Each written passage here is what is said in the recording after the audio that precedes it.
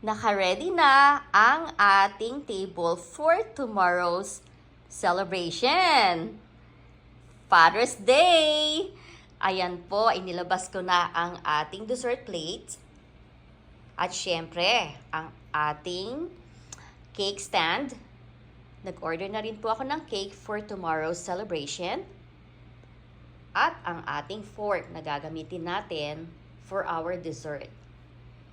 Hindi syempre mawawala ang paborito ng lahat, ang red wine. Syempre kailangan may toast tayo, no? Magto-toast tayo dahil special day tomorrow. Father's Day celebration di ba? At hindi mawawala ang isa pang favorite ng lahat, ang coffee. Kaya inilabas ko na rin po ang ating mga coffee mugs.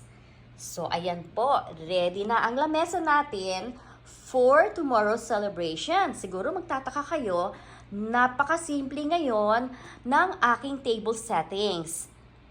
Kasi po, nagpa-reserve na rin po ako sa restaurant.